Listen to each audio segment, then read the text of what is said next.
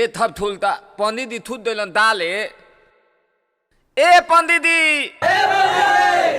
पंडित जी ए महला तवलिया थोली तबे थे दुआली पथाला बानी दा ए थप थुलता हमाल बाला दो लाद दिल बा तिलो ना पंडित जी ते रे पुदीनमा का अलग के लिए बड़े रे ए भैया देखा ना पंडित जी तबे थे तवाली बनता थे बलदवा ता नाने तहाँ तल दलवा। अरे तय में घबराए वाला कौन बात बा जब केवाड़ी खुली तो जाके जल ढार ली है ना भैया हमाल तू मतबुली नहीं था बुधत दल धारते हमरा दल्दी दायते बा लदु ठानता ला दल बा। अच्छा तो तल तल अरे यार हम हूँ तोरे लेखा बोले लगा तनी चल बबे से गुहार लगावल जाओ।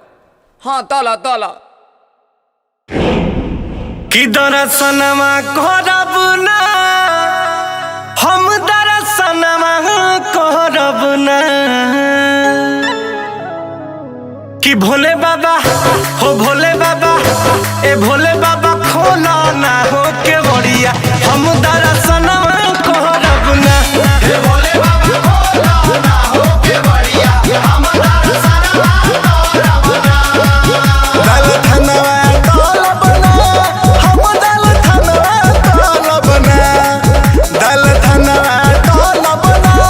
हम दल धनवा करब ना। चाहे मल्ला भैया ई कौना भाषा में गाओ तारे रे भोले बाबा भी कंफ्यूज हो जिए कि तू का कोहल चाहता रे चल हमरा संगे गाओ कि भोले बाबा ए भोले बाबा हो भोले बाबा खोला ना हो के बड़िया हम दरसनमा करब ना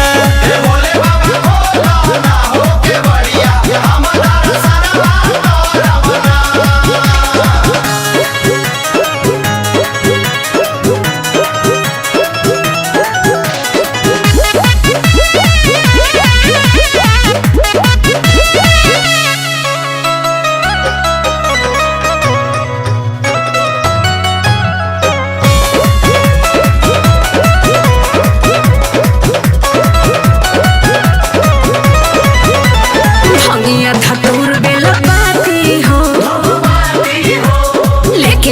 बाबा रवे खाती हो आए हाय हाय हाय भंगिया धतूर बेल पाती हो धूप पाती हो लेके आनी बाबा रवे खाती हो सब थाती हो अले दल थनवा तलब ना हम दल थनवा तलब ना।